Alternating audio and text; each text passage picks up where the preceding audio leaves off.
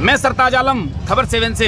हम लोग उत्तराखंड के हल्द्वानी में, और हल्द्वानी में आज हमारे साथ हैं हिमांशु कुमार, जो कि मानवाधिकार कार्यकर्ता हैं, गरीबों का, कमज़ोरों का, हर वर्ग का साथ देते हैं, मेरे साथ हैं और गांधीवादी भी हैं। तो आइए बात करते हैं हिमांशु कुमार से, किस उद्देश्य से वो उत्तराखंड आए और उत्तराखंड में लगातार कई ज़िलों में वो घूमे हैं और आज हल्द्वानी में हैं। हल्द्वानी में भी स्पेशली आज वो बनभूलपुरा में हैं। यहाँ भी इस पूरे मामले में वो जानने की कोशिश कर रहे हैं लोगों से, क्योंकि रेलवे बनाम बनभूलपुरा का मामला अभी सुप्रीम कोर्ट में है, पुरोला में मामला चल रहा है, उस पर भी वो बात रख रहे हैं। उसके अलावा उत्तराखंड के अंदर आखिर हवा किस तरफ चल रही है, इस पर बारे में हिमांशु कुमार से बात करते हैं। हिमांशु कुमार जी, खबर 7 के लाइव पर आपका बहुत इस्तकबाल है। तो आप कहाँ से चले और किस किस तरह से, किस उद्देश्य से उत्तराखंड में कहाँ कहाँ घूमे और क्या पैगाम है? जी, तो दिल्ली से हमारी एक टीम ने जाति मुक्त भारत बनाने के लिए और नफ़रत के ख़िलाफ़ मोहब्बत का पैगाम फैलाने के लिए एक यात्रा शुरू करी, जिसमें मैं, हिमांशु कुमार, हमारे साथी रमेश भंगी जी, इसके अलावा रोहित बरेली से, उत्तराखंड सर्वोदय प्रतिनिधिमंडल के अध्यक्ष इस्लाम भाई और नवाब बानो बहन, हम लोगों ने फिर सबसे पहले मुजफ्फरनगर, उसके बाद देवबंद, छुटमलपुर, देहरादून, पौड़ी, उसके बाद रामनगर, रामगढ़, काठगोदाम जी के बाद रामगढ़ पोखराड़ में हमने एक मीटिंग अटेंड की और वहाँ पर लोगों से बातचीत करी। रामगढ़ के बाद हम लोग भवाली आए, भवाली में हम वहाँ पर स्टे किया, वहाँ लोगों से बातचीत करने के बाद फिर हम लोग रानीखेत गए। रानीखेत के बाद हम लोग कौसानी गए। कौसानी में हम लोगों ने वहाँ पर आए मेहमानों से बातचीत करी, लोगों से बातचीत करी, गांधी आश्रम में बात करी। उस कौसानी में ही हम लक्ष्मी आश्रम गए। लक्ष्मी आश्रम में राधा भट्ट वहाँ पर रहती हैं, राधा बहन वरिष्ठ गांधीयन हैं और गांधी पीस फाउंडेशन से लेकर कई बड़ी शीर्ष संस्थाओं के अध्यक्ष रही हैं और जानी मानी गांधीवादी हैं। उनसे हमने बातचीत करी, वहाँ पर हमारा डिस्कशन हुआ। हम गरुड़ गए। गरुड़ में वहाँ पर हम लोगों ने जन शिक्षण संस्थान में बच्चों से बात करी, लोगों से बातचीत करी और वहाँ से लौटने के बाद फिर अल्मोड़ा में हम एक मीटिंग करी। अल्मोड़ा के नगर पालिका हाल में हमारी मीटिंग हुई। वहाँ से हम फिर मुक्तेश्वर होते हुए फिर काठगोदाम और यहाँ पर जी। तो सब जगह से होते हुए आप आ रहे हैं, किस उद्देश्य से यात्रा है, क्या कहना? तो देखिए, इस वक्त मुल्क में पॉलिटिकल मकसद के लिए जो ख़ास तौर से आरएसएस और बीजेपी है, वो हिंदू मुसलमान के बीच नफ़रत भड़का रही है और मुसलमानों के ख़िलाफ़ जगह जगह हमले करना, लिंचिंग करना, उनके जो बुनियादी हकूक़ हैं, जो उनके मानवाधिकार हैं, उनको कुचलना, वो सारे काम में लगी हुई है और एक फ़र्ज़ी नैरेटिव खड़े कर रही है कि लव जिहाद का बिल्कुल फ़र्ज़ी नैरेटिव है, झूठ है सबसे बड़ा। सारे हाई कोर्ट्स कह चुके हैं, कर्नाटक और केरल हाई कोर्ट कह चुका है लव जिहाद का कोई वजूद नहीं है, सुप्रीम कोर्ट कह चुका है लव जिहाद का कोई वजूद नहीं है। द केरला स्टोरी का प्रोड्यूसर खुद कहता है फिल्म की शुरुआत में कि मेरी फिल्म जो है वो एक कल्पना है, यानी वो कह रहा है मैं खुद झूठ बोल रहा हूँ जी। उसके बावजूद हमारा प्रधानमंत्री कहता है कि वो फिल्म दिखा रही है सच्चाई क्या है और आतंकवाद फैल रहा है। तो वो बिल्कुल फर्जी चीज़ें भाजपा खड़ी कर रही है।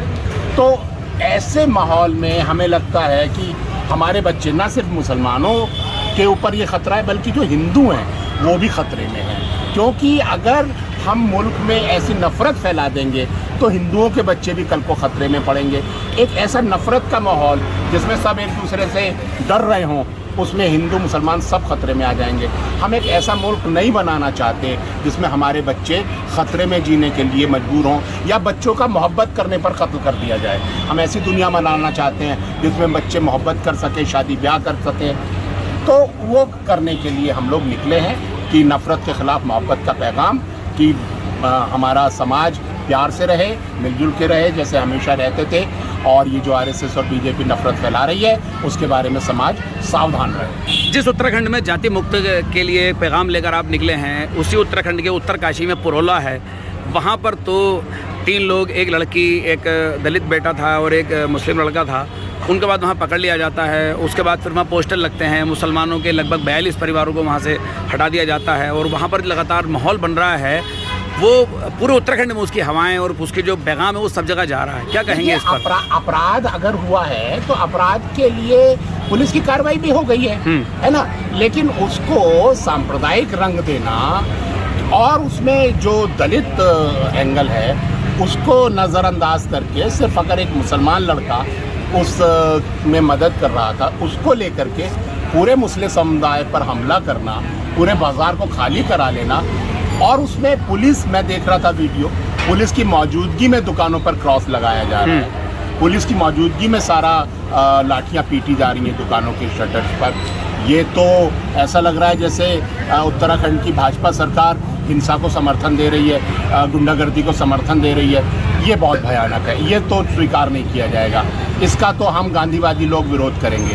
देखिए, हमारे पुरखे इस मुल्क की आज़ादी के लिए लड़े हैं और हम आज़ादी को ऐसे बर्बाद नहीं होने देंगे। लेकिन सर, पुरला के जो स्थायी निवासी हैं, पुराने लोग हैं, वो ये वही उनका मकसद यही है कि हमारे वहाँ की लड़कियों को अगर बाहर के लोग किराए पर रह रहे हैं या जो कारोबार कर रहे हैं वो अगर भगा ले जाएंगे तो ये तो बड़ा माहौल ख़राब हो जाएगा। देखिए, उनका इस तरह का आरोप है। ऐसा भगाना कोई इरादा नहीं होता है। जब भी मैं तो अमेरिका भी गया, 2 बार गया, और मैंने वहाँ की सोसाइटी को भी देखा।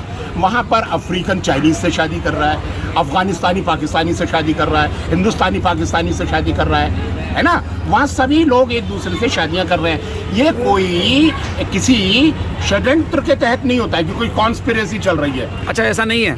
कोई नहीं बोलता है भाई। जहाँ डिफरेंट कम्युनिटीज़ के लोग साथ रहेंगे उनमें प्यार मोहब्बत भी होगा, शादियाँ भी होंगी। ये तो बिल्कुल नेचुरल बात है। मैं बताऊँ, मेरी जो फैमिली है, मेरा जन्म एक ब्राह्मण परिवार में हुआ। हाँ। मेरी छोटी बहन ने मुस्लिम से शादी की, मेरी बड़ी बहन ने आदिवासी से शादी करी, मेरे भांजे की वाइफ ईसाई है और मेरी भांजी का हस्बैंड सिख है। मेरे परिवार में हिंदू भी हैं, मुसलमान भी हैं, सिख भी हैं, ईसाई भी हैं, और सारे मेंबर हैं, क्लोज मेंबर्स हैं। मतलब संयुक्त फैमिली है। तो अब जब सारे लोग साथ रहेंगे मुल्क में तो इस तरह की शादियां होना बिल्कुल नॉर्मल बात है। और भाजपा भी तभी हंगामा करती है जब लड़की हिंदू हो। अगर लड़की मुसलमान है तब ये हंगामा नहीं करते हैं। तो ये तो बहुत ही गड़बड़ बात है ना कि आपको intercaste marriage, inter religious marriage पसंद है, लेकिन आप शोर शराबा तब करते हैं जब लड़की हिंदू हो। तो ये ठीक नहीं है सोच। और ये कहना कि ये किसी षड्यंत्र के तहत हो रहा है, मोहब्बत षड्यंत्र नहीं है। मोहब्बत तो एक बहुत ही पाक जज्बा है जो इस दुनिया को चला रहा है। चलिए, हम लोग बात करते हैं। आप लोग यहाँ पर हल्द्वानी में रेलवे बनाम बनभुलपुरा का एक मामला आपको पता है कि 5000 घर, 50,000 लोग रहने वाले, और उनको यहाँ से हटाने के मामले में एक ऑर्डर भी आया था। अभी आप यहाँ पर घूम रहे हैं, आपने क्या पाया, क्या कहेंगे इस पूरे मामले में? देखिए, जो मुझे अभी समझ में आया है, यहाँ के लोगों के पास 100 साल से भी ज़्यादा के कागजात हैं। सरकारी अप्रूव्ड कॉलोनी है।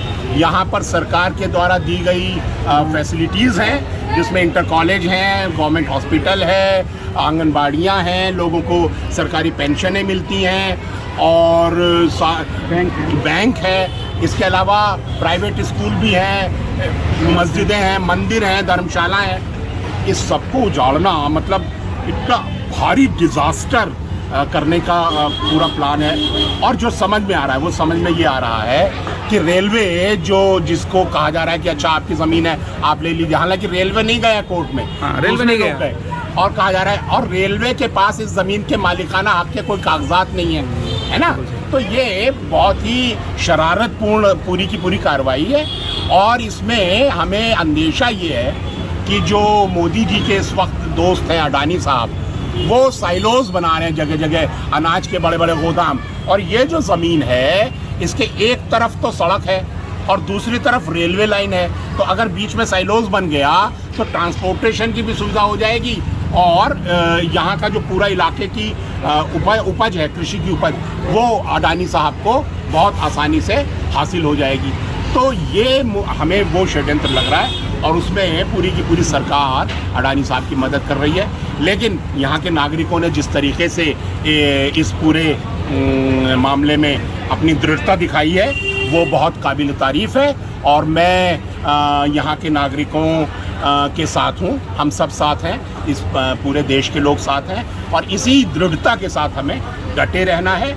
और अपने संसाधनों को इन पूंजीपतियों से बचाना है। हिमांशु कुमार जी, हर चीज़ में जिहाद का एंगल देखा जा रहा है। कहीं प्यार का मामला है तो लव जिहाद है, ज़मीन का मामला है तो लैंड जिहाद है। इस पूरे मामले में भी लैंड जिहाद की शुरुआत मेरे ख्याल से मीडिया में हुई है तो हल्द्वानी के ही मामले से हुई थी। देखिए, जिहाद जो है वो कोई ख़राब चीज़ तो है नहीं। किसी भी अच्छे चीज़ के लिए संघर्ष करने को जिहाद कहा जाता है। तो इस मुल्क में दलित जो है वो अपने आत्मसम्मान का जिहाद कर रहा है। इसमें जो आदिवासी है वो अपने संसाधनों को बचाने का जिहाद कर रहा है, और मुसलमान जो है वो भी अपने नौकरी, रोज़गार, ज़मीन, इज्जत सब कुछ बचाने, अपने मानव अधिकार, अपने नागरिक अधिकार बचाने का जिहाद कर रहा है। तो मैं तो जिहाद को कोई नेगेटिव टर्म में नहीं लेता हूँ। ठीक है। दूसरा ये है सर, ये तो जिहाद का मामला है जो कि मुसलमानों के खिलाफ इस्तेमाल होता है, लेकिन हम आदिवासियों के साथ देखते हैं बड़ी लेवल पर, अगर हम देखें छत्तीसगढ़ में, अगर हम देखें झारखंड में, देखें उड़ीसा में, देखें बड़ी तादाद में, क्या अभी भी मामले में जारी हैं? जी बिल्कुल, पूंजीपति यही कर रहा है कि एक तरफ तो जो भारत के संसाधन हैं, खदानें हैं, नदियां हैं, पहाड़ हैं, उन पर कब्जा किया जा रहा है, और दूसरी तरफ भारत की जनता को भुलावे में रखने के लिए हिंदू मुसलमान का फर्जी एक मुद्दा खड़ा किया जा रहा है, नैरेटिव खड़ा किया जा रहा है, जैसे इस मुल्क में हिंदू मुसलमान के बीच कोई झगड़ा चल रहा है, जबकि कोई झगड़ा नहीं चल रहा है। तो ये पूरा पूंजीपतियों की जो लूट है उसकी तरफ से ध्यान हटाने के लिए सरकार की चालाकी है। चलिए, बहुत बहुत शुक्रिया मेरे साथ बात करने के लिए। तो ये हम बात कर रहे थे गांधीवादी हिमांशु कुमार, जो कि आदिवासियों के बीच में काम करते हैं, महिलाओं के बीच जाते हैं, जो कि जुल्म ज़्यादती जहाँ पर होती है, चाहे वो किसी भी वर्ग, किसी भी धर्म का हो। आज पहुँचे हैं हल्द्वानी और हम उनसे बात कर रहे थे। उन्होंने उत्तराखंड की जो फ़िज़ा है उसके बारे में बात की।